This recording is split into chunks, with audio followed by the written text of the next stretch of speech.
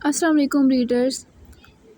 Welcome back to Diya Zara novels with a new start journey of Taskeen Ishq تحریر مالا شاہ episode number 1. اور میں واپس آ گئی یار.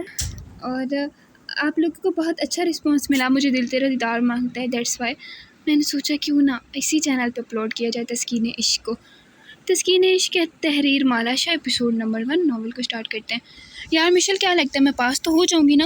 مناہل بار بار مشل کو کوہنی مار رہی تھی. کیا ہے یار؟ مشل نے غصے سے مناہل کو گھورا تھا. یار بتاؤ میں پاس تو ہو جاؤں گی نا؟ منال نے ایک بار پھر سوال دہرایا تھا. یار میں کون سا نجومی ہوں؟ مشل غصے سے دانت پیستی بول رہی تھی. یار تمہارا کیا ہے، تم تو پاس ہو جاؤ گی. منال نے اسے دیکھتے باور کروانا چاہا تھا. یار چپ کر جاؤ، مجھے ویسے ہی بہت ٹینشن ہو رہی ہے. مشل مسلسل اپنے ناخون چبا رہی تھی. Good morning all of you. Miss Marina mike میں کہتی اسٹیج پہ آئی تھیں. Good morning ma'am. سب اسٹوڈنٹس ایک ساتھ جواب دیتے اٹھ کھڑے ہوئے تھے. Sit down all of you. Miss Marina مسکرا کر کہتی سب کو بیٹھنے کا اشارہ کرتی مائک کی طرف بڑھی تھیں تو سب اپنی اپنی چیئرز پر بیٹھے تھے. جی تو اسٹوڈنٹس، کیا لگتا ہے اس پر پولیٹیکل سائنس کے سیکنڈ سیمسٹر میں فرسٹ ڈویژن کس کی ہے؟ مس مرینا نے تھوڑا سا سسپینس کریٹ کرنے کی کوشش کی تھی. مشل. سب بآواز بلند ایک ساتھ ہوٹنگ کرتے بولے تھے. نہیں سب. مشال. سب بآواز ایک ساتھ کہتے ہوٹنگ کرنے لگے تھے. نہیں، اس پر آپ سب نے غلط گیس کیا. مس مرینا افسوس سے کہتی مشل کا گلاب کی طرح کھلا ہوا چہرہ ماند کر گئی تھی. اس بار فرسٹ ڈویژن جس نے لی ہے اس کا نام ہے کیا لگتا ہے اسٹوڈنٹ کون ہو سکتا ہے؟ مس مرینا نے کنکھیوں سے مشل کو دیکھا تھا. مس ہم لوگوں کو نہیں پتا، آپ بتائیں نا. وہ سب خاموش تھے تو حازم ہی بول پڑا. چلو چھوڑو یار، کیا کرو گی جان کر؟ مس مرینا نے شرارت سے اپنے لب دبائے تھے. مس پلیز بولے نا. اب انہیں جستجو ہونے لگی تھی. اچھا بتاتی ہوں. مس مرینا مائک کو تھامتی مسکرائی تھی. یا اللہ جی پلیز ہیلپ می. مشل آنکھیں بند کر کے دعا کری تھی تو اس بار فرسٹ ڈویژن لی ہے مشل ملک نے. مس مرینا خوشی سے بولی تھی. او یاہو. سب ایک ساتھ ہوٹنگ کرتے. مشل جو کان بند کر کے وظیفہ کر رہی تھی سن ہی نہیں پائی تھی. اوئے مشل، لائبہ نے اسے پکارا تھا جو اپنی ہی دنیا میں تھی. کیا ہے؟ مشل کانوں سے ہاتھ ہٹاتی اسے گھور رہی تھی. تو فرسٹ آ گئی ہے یار، لائبہ خوشی سے کہتی مشل کے گلے لگی تھی. کیا واقعی؟ مشل کی خوشی کا تو کوئی ٹھکانا ہی نہیں تھا. پرائز کلیکٹنگ کے بعد سب مشل کے ارد گرد کھڑے ہوئے تھے. کیا؟ مشل سب کو اپنے پاس کھڑے دیکھ سوال پوچھتی ہے. Madam treat. سب سے پہلے مناہل آگے آئی تھی. ہاں ٹریٹ چاہیے. سب نے ایک ساتھ بولنا شروع کر چکے تھے. اچھا بتاؤ کہاں جانا ہے؟ مشل نے ہاتھ کے اشارے سے سب سے پوچھا تھا. ارشمان بیٹا اٹھ جاؤ، کب سے اٹھا رہی ہوں. رفعت بیگم تیسری بار اپنے لاڈلے کو اٹھانے آ چکی تھی.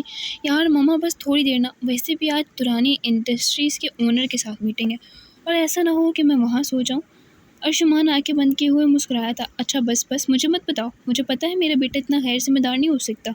رفعت بیگم بھی اس کے پاس بیٹھی مسکرا کر اسے دیکھ رہی تھی. اچھا ماما ایک کام تو کریں. ارشمان نے ان کی گود میں سر رکھا تھا. جی حکم بیٹا.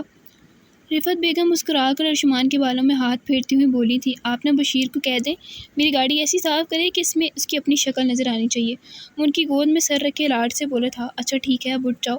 رفعت بیگم کہہ کر اس کے ماتھے کو چومتی تکیے پر اس کا سر رکھتی واپس کمرے سے باہر نکل گئی تھی.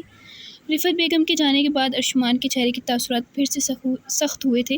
فریش ہو کر وہ آئینے کے آگے کھڑا ہو کر اپنا ایک تنقیدی جائزہ لے رہا تھا.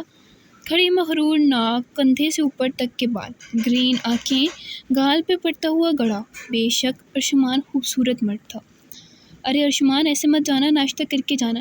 ارشمان کو پورچ کی طرف جاتا دیکھ رفعت بیگم نے آواز لگائی تھی. ماں میٹنگ میں کر لوں گا میں، ویسے بھی میٹنگ دورانی ریسٹورنٹ میں ہے. ارشمان نے مسکرا کر اپنی ماں کو جواب دیتا بلیک رنگ کی مرسیڈیز کی طرف بڑھا تھا. صفدر کاکا جلدی گیٹ کھولیں. ارشمان نے گاڑی میں بیٹھ کر چوکیدار کو آواز لگائی تھی. صاحب پہلے کہاں جانا ہے؟ ڈرائیور نے مرر سے اسے دیکھتے سوال کیا تھا. اگر آج کا شیڈیول دیکھ لیتے تو سوال نہ کرتے. ارشمان نے سخت لہجے میں کہتے اپنے لیپ ٹاپ پہ انگلیاں چلانے لگا تھا. یار مشال، تم ہر بار ہمیں اپنے ماموں کے ریسٹورنٹ میں لے آتی ہو. حازم نے دورانی ریسٹورنٹ کو دیکھ منہ بسورا تھا. حازم بیٹے تمہیں تو میرا شکر گزار ہونا چاہیے، میں تم جیسے نکموں کو لنچ پہ لے آئی ہوں. احسان فراموش. مشل نے عادت کے مطابق منہ چڑھا کر کہا تھا. سفید رنگ اور گہری براؤن آنکھیں، خوبصورت سی ناک اور ہونٹوں کے اوپر چھوٹا سا دل.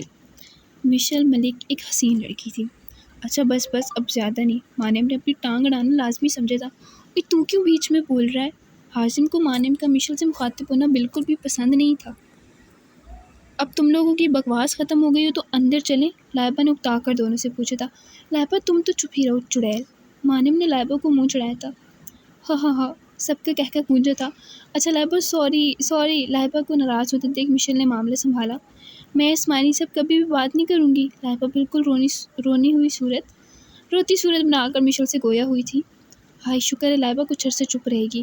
حازم نے مسکرا کر لائبہ کا دل چلایا تھا۔ یار سوری، میں تو بس مانم ابھی کچھ بولتا کہ لائبہ بول پڑی۔ مانم مجھے کوئی بات نہیں کرنی، دفعہ ہو جاؤ، لائبہ کہہ کر مشل کا ہاتھ پکڑ کر ریسٹورنٹ کے اندر داخل ہوئی تھی۔ سر آ گیا دورانی ریسٹورنٹ، ڈرائیور نے ارشمان کو مصروف دیکھ بتانا چاہتا کہہ کر ارشمان نے اپنا لیپ ٹاپ بند کیا اور گاڑی سے اتر کر اس کے پیچھے والی گاڑی سے اپنی گاڑی سے اترا تھا۔ اس کے پیچھے والی گاڑی سے 4 گارڈ ساتھ میں اترے تھے۔ اپنے مغرور انداز میں چلتا ہوا ارشمان ریسٹورنٹ میں داخل ہوا تھا۔ مشل ابھی اپنے ماموں کے آفس سے نکلتے ہوئے سر کسی چیز سے ٹکرایا تھا۔ ہائے ماں میں گئی، مشل نے اپنا سر پکڑا تھا۔ ارشمان اپنے انداز میں تھا، اسے سامنے سے آتی ہوئی چھوٹی سی لڑکی جو بمشکل اس کے کندھے تک آتی ہوئی نظر ہی نہیں آئی تھی۔ ارشمان کے گارڈز فوراً آگے بڑھے مگر ارشمان نے ان کو اشارے سے روک دیا تھا۔ مشل نے اپنا سر مسل کر اوپر دیکھا تو گلاسز لگایا ہوا آدمی ہی دیکھ پائی تھی، اس کے پیچھے موجود گارڈز نہیں۔ اوئے مسٹر، اندھے ہو کیا؟ یہ اس چشمے میں کوئی مسئلہ ہے؟ مشل نے اپنا بایاں ہاتھ کمر پہ رکھ کر سوال کیا تھا۔ ارشمان خاموش رہا۔ ادھر دکھاؤ ذرا اپنا چشمہ، مشل نے آگے ہو کر ارشمان کا چشمہ اتارنا چاہا مگر اپنے قد کی وجہ سے اتارنا مشکل تھا۔ اوئے زرافے، تھوڑا سا نیچے ہونا۔ پہلی ملاقات میں مشل نے ارشمان کو بہت سارے القابات سے نوازا تھا۔ ارشمان تھوڑا نیچے کی طرف جھکا تو مشل نے فوراً ہی ارشمان کا چشمہ اتارا اور خود پہن کر چیک کرنے لگی تھی۔ یار باس اس لڑکی کو کچھ کہہ کیوں نہیں رہے؟ ایک گارڈ نے دوسرے سے کان میں پوچھا تھا۔ پتہ نہیں، آج تک سر کسی کے آگے جھکے نہیں اور پتہ نہیں کیوں اس کے آگے جھک گئے، دوسرے نے جواب دیا۔ ویسے دکھتا تو ٹھیک ہی ہے نا؟ مشل نے چشمہ پہن کر ارشمان سے سوال کیا تھا۔ کہہ کر ارشمان اندر کی طرف بڑھ گیا تھا۔ اوئے پہاڑ، یہ چشمہ تو لے جاؤ، مشل نے پیچھے سے آواز لگائی تھی لیکن ارشمان پیچھے نہ مڑا اور آفس کے اندر چلا گیا۔ ماموں نے منع کیا اندر جانے سے ورنہ میں اس کا چشمہ اسے واپس کرتی، پر یہ جو کالے کپڑوں میں منکر نکیر ہیں ان کو دے دیتی ہوں۔ مشل کے سوچتے ہوئے نظر گارڈز پہ پڑی اور آگے بڑھ کر چشمہ اتارا تھا۔ اوئے سنو، یہ جو بھی پہاڑ اندر گیا وہ تمہارا باس ہے؟ مشل نے ان میں سے ایک سے سوال کیا تھا۔ یس میم، اس نے جواب دیا۔ اچھا پھر یہ اسے دے دینا اور اسے کہنا مشل ملک کسی کی چیز ادھار نہیں رکھتی، اور ہاں اس کی آنکھوں کا علاج کرواؤ، مفت مشورہ دے رہی ہوں۔ مشل نے بہت رازداری سے کہا تھا۔ نو میم، ہم اسے ٹچ نہیں کر سکتے، اس گارڈ نے چشمے کی طرف دیکھ کر کہا۔ کیوں، اس میں کون سا ہیرے موتی جڑے ہیں؟ مشل نے سوچنے والے انداز میں کہا تھا۔ یس میم، اس گارڈ نے جواب دیا۔ کیا مطلب؟ مشل نے سوال کیا۔ میم آپ اس کو خود غور سے دیکھ لیں، اور دوسری بات آپ یہ خود ہی سر کو دے دینا کیونکہ ہم اسے ٹچ نہیں کر سکتے، اس گارڈ نے جواب دیا، اور باقی تینوں کو آفس میں چلنے کا کہا۔ سب ہی قطار میں اندر داخل ہوئے تھے۔ ارے مشی، کیا کر رہی ہو یہاں؟ لائبہ مشل کے پیچھے آئی تھی۔ یار کچھ نہیں، بس چھوڑو، آؤ لنچ کرتے ہیں۔ مشل نے لائبہ کا ہاتھ پکڑا اور ٹیبل کی طرف گئی جہاں سب بیٹھے تھے۔ اوئے حازم، ایک بات تو بتا۔ مانم نے حازم کی طرف دیکھا تھا تو حازم نے آئیبرو اوپر کی جانب اٹھایا جس کا مطلب تھا کیا؟ یار وہ جو لاسٹ ایئر تیرا ٹریٹمنٹ چل رہا تھا تیرا، وہ ہو گیا؟ مانم نے بہت سیریس انداز میں سوال کیا تھا۔ کس چیز کا ٹریٹمنٹ؟ لائبہ نے سوال کیا۔ مشل تو اب بھی اس چشمے پہ لگے بلیک چھوٹے ڈائمنڈ دیکھنے میں مصروف تھی۔ اس پہ تو مجھے گانا یاد ہے کہ میری چھوٹی چھوٹی خوشیاں ہیں۔ ابے حازم، تو نے ان لوگوں کو نہیں بتایا یار، یہ تو غلط بات ہے نا؟ مانم نے لائبہ کی طرف دیکھا لیکن اس نے منہ دوسری طرف کر لیا کیونکہ ابھی مانم کو بہت محنت کرنی تھی اسے منانے میں۔ ابھی کیا بک رہا ہے، کس چیز کا ٹریٹمنٹ؟ حازم نے تنگ آ کر خود ہی پوچھا تھا۔ یار وہی کراچی نفسیاتی اسپتال میں جو تیرا ٹریٹمنٹ چل رہا تھا۔ مانم نے بات مکمل کی اور ٹیبل سے اٹھ کر دوڑ لگائی تھی۔ تو رک، میں تجھے بتاتا ہوں۔ حازم بھی مانم کے پیچھے بھاگا تھا۔ سارے لوگ ان دونوں کو دیکھنے میں مشغول تھے مگر مشل کی نگاہیں تو بار بار بھٹک کر آفس کے گیٹ پر جا رہی تھی۔ میں ان کو دے دوں نہ دوں؟ اس نے چشمے کو دیکھ خود سے سوال کیے۔ نہیں یار، اتنا پیارا، اور ویسے بھی مجھے کیا پتہ دوبارہ ملے نہ ملے۔ اللہ جی پلیز وہ بغیر مانگے واپس چلے جائیں۔ مشل خود سے ہی باتوں میں مشغول تھی۔ لائبہ سے مانم اور حازم کو روکنا بہت مشکل ہوا تھا، مشل کو یہ آوازیں دینے لگی تھی۔ مشل بھی فوراً ان دونوں کے پاس پہنچی تھی۔ کیا تکلیف ہے تم دونوں کو؟ اندھے ہو، نظر نہیں آ رہا؟ ہم یونی میں نہیں ہیں، ریسٹورنٹ میں ہیں۔ مشال کی آواز پہ دونوں ہی رکے تھے۔ یہ بات نہیں تھی کہ مشل کے فرمانبردار ہے، لیکن مشل کا غصہ اکثر کام کر جاتا تھا۔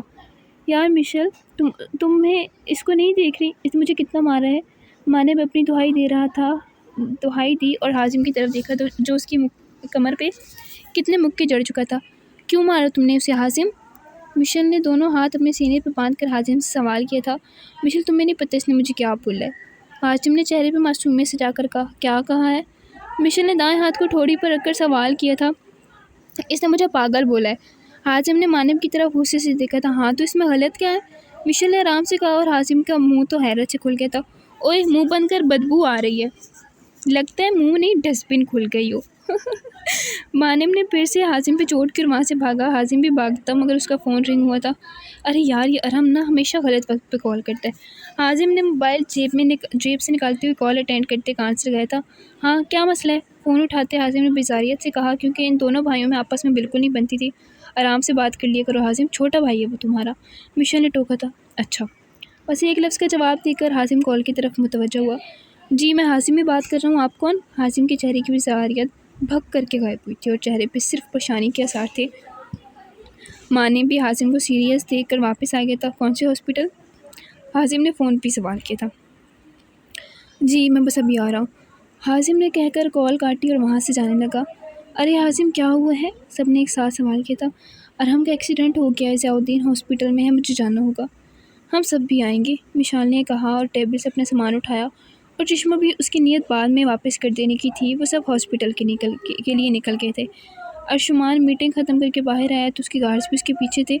امجد دیکھو، وہ لڑکی ابھی بھی یہیں ہے، ارشمان نے اپنے ایک گارڈ کو دیکھ کر کہا۔ نو بوس یہاں نہیں ہے، اس نے فوراً ہی ہر جگہ نگاہ دوڑا کر کہا تھا۔ جمیل 20 سیکنڈ کے اندر مجھے اس لڑکی کا بایو ڈیٹا میرے لیپ ٹاپ میں چاہیے، 1 سیکنڈ بھی اوپر نہ ہو، اس نے اپنے دوسرے گارڈ کو دیکھ کر کہا اور اپنی گاڑی میں بیٹھ کر ڈرائیور کو گاڑی چلانے کا کہا۔ جمشید، اس شاہمیر ترانی کی کمزوری پتہ لگواؤ، کیونکہ آدمی غلط نہیں ہے، بس غلط راہ پہ چل گیا ہے، مگر ارشمان خان ہے نا، سب ٹھیک کرنے آتا ہے۔ وہ کال پہ ایک اور کام دیتا اپنے لیپ ٹاپ پہ مصروف ہو گیا۔ سر آپ کو کیا لگتا ہے گیمن یہ کام کر لے گا؟ میرا مطلب سر، یہ کام تو آفیسرز بھی نہیں کر پائے۔ ایجنٹ 2 اپنے ہیڈ سے سوال کر رہا تھا۔ ایجنٹ 2، یہ کام گیمن سے زیادہ بہتر طریقے سے کوئی نہیں کر سکتا، کیونکہ اس کی کوئی کمزوری نہیں ہے، کیونکہ وہ کسی سے محبت نہیں کرتا۔ ہیڈ نے بہت یقین سے کہا تھا۔ سر وہ تو مجھے معلوم ہے، کیونکہ لوگوں کو مارتے وقت اس کی آنکھوں میں صرف نفرت نظر آتی ہے۔ میں آج تک اس مافیا گروپ کے لیڈر کی آنکھیں نکالنا نہیں بھولا، مجھے تو سوچ کے ہی خوف آتا ہے۔ ایجنٹ 2 اس دن صحیح معنوں میں گیمن سے ڈر گیا تھا۔ ہاں، تمہیں دیکھ کر خوف آیا تھا، مگر مجھے کرتے ہوئے نہیں آیا، کیونکہ جو شخص میرے ملک کو گندی نظروں سے دیکھے گا میں اس کی آنکھیں نکال لوں گا۔ گیمن نے سیکرٹ روم میں داخل ہوتے ہوئے کہا تھا۔ اس کی سیاہ آنکھوں میں اس کا خوف اگلے بندے میں پیدا کرنے کے لیے کافی تھیں۔ اس کی سیاہ آنکھیں اس کا خوف اگلے بندے میں پیدا کرنے کے لیے کافی تھیں۔ آج تک کسی نے اس کا چہرہ نہیں دیکھا تھا، اس کا چہرہ ہر وقت کور رہتا تھا، اور اس کا چہرہ دیکھ لیتا تو وہ مارا جاتا تھا۔ بہت جلدی آ گئے گیمن؟ ہیڈ نے گیمن کے لیٹ آنے پہ چوٹ کی۔ مجھے بھی یہی لگتا ہے، گیمن نے مسکرا کر کہا، مگر کسے معلوم تھا کہ وہ مسکرایا ہے؟ مجھے تم سے بلوچستان کے بارے میں بات کرنی ہے، ہیڈ نے اپنا مدعا بیان کیا۔ اچھا، اس نے صرف اچھا کہا اور ہیڈ کے سامنے والی کرسی پہ بیٹھ گیا۔ بلوچستان کے کتنے علاقے ہیں جہاں سے لڑکیوں کو اسمگل کر کے اٹلی اور افغانستان بھیجا جا رہا ہے، اور وہاں پہ کتنے ہی ٹورسٹ ہیں جن کے بارے میں کسی نیوز چینل یا سوشل ویب سائٹ پر نہیں بتایا جاتا، کیونکہ ہمارے ہی ملک میں کتنے غدار ہیں۔ اب تمہیں اس ٹورسٹ گینگ کے لیڈر مرشد کو مارنا ہوگا، کیونکہ وہ نہ صرف لڑکیاں اسمگل کر رہا ہے بلکہ وہ ہزاروں لاکھوں کی تعداد میں ریپ کروا رہا ہے تاکہ وہ لڑکیاں وہاں سے بھاگ نہ سکیں۔ ہیڈ نے اپنی بات مکمل کرتے گیمن کی طرف دیکھا، جس کی کالی سی آنکھوں میں اب خون جھلک رہا تھا۔ اب یہ میرا کام ہے ہیڈ، میں خود دیکھ لوں گا۔ یہ کہہ کر گیمن اپنی کرسی سے اٹھا اور سیکرٹ روم سے نکل گیا۔ اس کے جاتی ایجنٹ 2 نے اپنی رکی ہوئی سانسیں بحال کی تھیں۔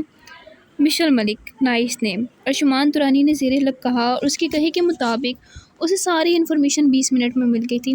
سر، شاہمیر ترانی کی کمزوری اس کی بھانجی ہے، کیونکہ شاہمیر ترانی کی کوئی اولاد نہیں۔ ہمارے آدمیوں نے اب تک یہی بات پتہ لگوائی ہے۔ ٹھیک ہے، ان سے کہہ دو کہ شام تک اس کی بھانجی حویلی میں ہونی چاہیے، ارشمان نے امجد سے کہا اور اپنے آفس میں داخل ہوا، جہاں اس کا سب سے من پسند کزن عبید شاہ برجمان تھا۔ اچھا، عبید شاہ جو میں نے اپنے کریکٹرز کو کلیپ کیا ہے، عبید شاہ، حماد شاہ اور عاصف شاہ، یہ جو مین کریکٹرز تھے، یہ میرے روح جانم ناول کی تھی، روح جانم بائی مالا شاہ، میرے اس ناول کے کریکٹرز تھے، تو ان سب کے ساتھ میں نے کولیب کی، ٹھیک ہے۔ ارشمان نے آگے بڑھ کر عبید کو گلے لگایا، کیسے آنا ہوا برو؟ ارشمان صرف اپنی فیملی کی حد تک مسکراتا تھا، اس کی فیملی کے علاوہ کسی نے اسے مسکراتے ہوئے نہیں دیکھا تھا۔ بس میں نے سوچا اب تو بڑے آدمی بن گئے ہیں، کیوں نہ میں ہی آ جاؤں، عبید شاہ نے مسکرا کر کہا تھا۔ ارے نہیں بھائی، ایسا کوئی بات نہیں، میں جتنا بھی بڑا کیوں نہ ہو جاؤں، آپ سے بڑا نہیں ہو سکتا۔ ارشمان نے مسکراتے ہوئے عبید کو واپس سیٹ پر بیٹھنے کا کہا اور خود اس کے سامنے والی سیٹ پہ بیٹھا تھا۔ ارے باس ہو کر اس سیٹ پر بیٹھ رہے ہو؟ عبید نے سوال کیا، لیکن میرے باس اس وقت آپ ہیں۔ اچھا سب چھوڑیں، یہ بتائیں بھابھی اور پرپیت کیسے ہیں اور باقی سب کیسے ہیں، دادو کیسی ہیں؟ ارشمان نے بہت جلدی اپنی کامیابی کے مراحل کو طے کیا تھا، لیکن اس میں غرور بالکل بھی نہیں تھا۔ وہ اپنے خاندان میں سب سے بہت محبت کرتا تھا، مگر اس کی محبت اس کی کمزوری نہیں تھی۔ اللہ کا شکر ہے سب ٹھیک ہے، تم بتاؤ بھابھی بچے کیسے ہیں؟ عبید نے شرارت سے پوچھا۔ سب ٹھیک ہے اللہ کا کرم، ارشمان نے بھی اسی کے انداز میں کہا تھا۔ خدا کو مانو ارشمان، اب شادی کر لو، کب تک ایسے رہو گے؟ پتہ نہیں وہ لڑکی بنی بھی ہے جس سے تمہاری شادی ہونی ہے کہ نہیں؟ عبید نے پریشانی سے کہا، کیونکہ اسے معلوم تھا ارشمان کا جواب۔ نہیں بنی بھائی، نہیں بنی۔ ارشمان نے فوراً عبید کی بات کا جواب دیا اور ٹیلی فون کی طرف بڑھا۔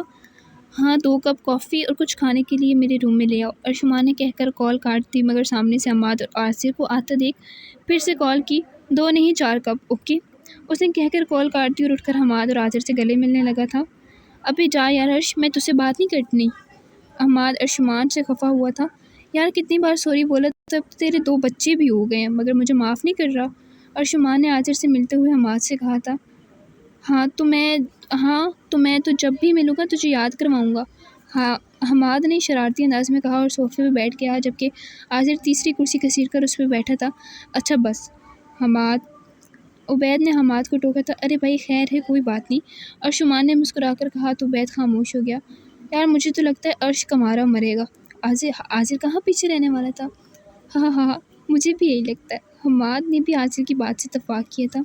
اب ایسا بھی نہیں ہے، بہت جلد خوشخبری سناؤں گا، ارشمان نے شرارت سے کہا۔ سچی؟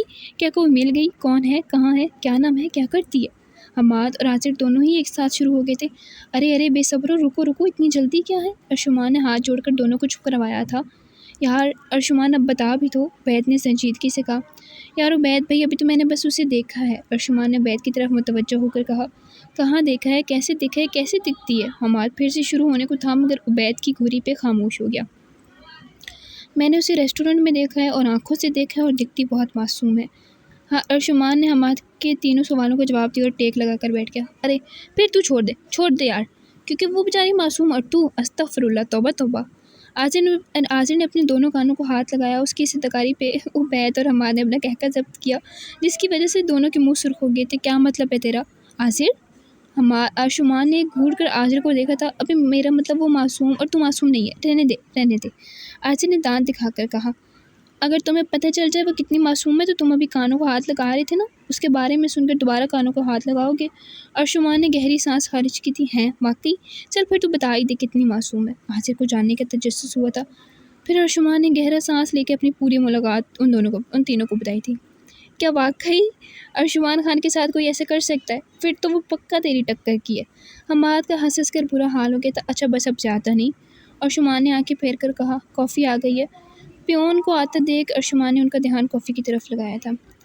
ایکسکیوز می سسٹر، یہاں بھی ایک ایمرجنسی میں ارحم مختار آئے ہیں، ان کا ایکسیڈنٹ ہوا ہے۔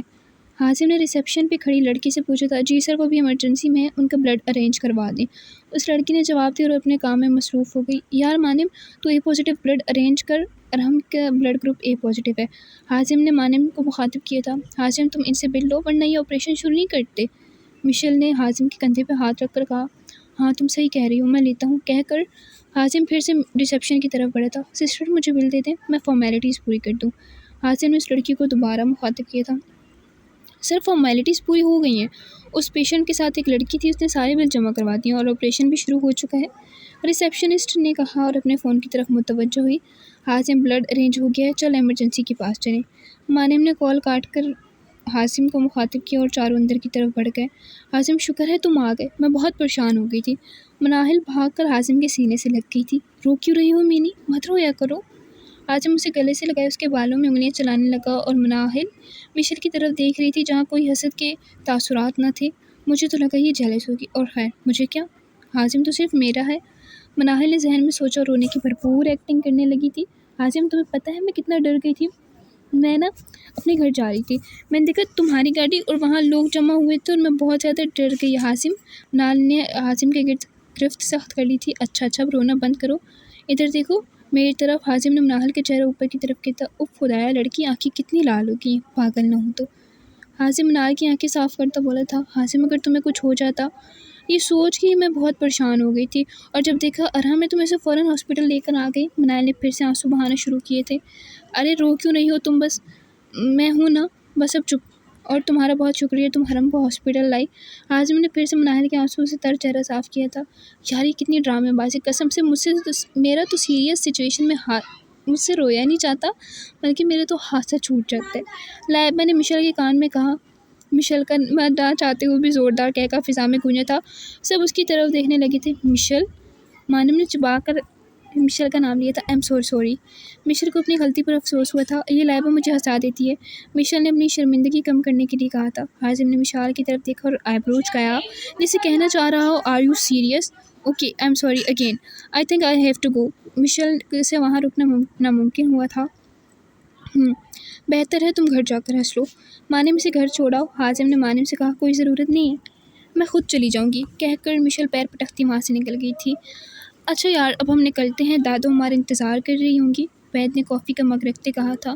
اچھا ٹھیک ہے، دادو کو میرے سلام دینا۔ اور شمان نے عبید سے گلے ملتے کہا، ارے سلام کیا، ہم تو پوری لیلا مجنوں کی کہانی بھی سنائیں گے۔